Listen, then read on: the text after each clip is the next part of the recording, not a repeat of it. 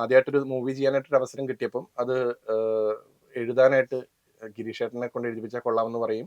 അങ്ങനെ ചെന്നൈയിലെ ഈരാളി ലോഡ്ജ് എന്ന് പറഞ്ഞിട്ട് അന്ന് സിനിമാക്കാരെല്ലാവരും വന്ന് പാട്ടുകൾ എഴുതുന്നതും അതുപോലെ അവര് അവിടെ വന്ന് ചെയ്തുകൊണ്ടിരുന്നത്. അപ്പൊ അവിടെയാണ് പോയത്.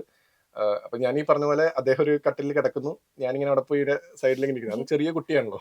ആ ട്യൂൺ പാട് എന്ന് പറഞ്ഞു. ഞാൻ ട്യൂൺ ഇങ്ങനെ പാടി. പുള്ളി ഒരു പേപ്പറിൽ എന്തൊക്കെയോ നോട്ട് ചെയ്യുന്നുണ്ട്. അപ്പൊ ഞാൻ വിചാരിച്ചു ആ ട്യൂൺ കേൾക്കുമ്പോൾ ചില വാക്കുകൾ ചിലപ്പോൾ നോട്ട് ചെയ്യുമായിരിക്കും എന്നാണ് ഞാൻ കരുതിയത്. ഞാൻ ഈ ട്യൂൺ പാടി കഴിഞ്ഞതും പുള്ളി എനിക്കൊരു ഒപ്പും കൂടി ഇട്ടിട്ട് വരികളങ്ങ് തന്നു.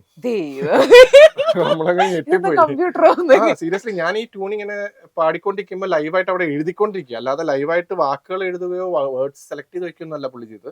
പുള്ളി ഒരു ഫുൾ സോങ് എഴുതിയിട്ട് പുള്ളിയുടെ ഒപ്പും കൂടി ഇട്ടിട്ട് ആ പാട്ടെന്ന് പറഞ്ഞു തന്നു. ആ പാട്ടാണ് പിന്നെ അന്ന് ആ പടത്തിൽ യൂസ് ചെയ്തില്ല എന്ന് പറഞ്ഞത്. അത് പിന്നെ ഫൈനൽസ് എന്ന് പറഞ്ഞ മൂവി ചെയ്തപ്പം മഞ്ഞുകാലം പെയ്തു മാഞ്ഞു എന്ന് പറഞ്ഞൊരു പാട്ട്, ആ സോങ് ആണ് പിന്നെ ഒരു ആഫ്റ്റർ 10-12 years ഇറക്കുന്നത്.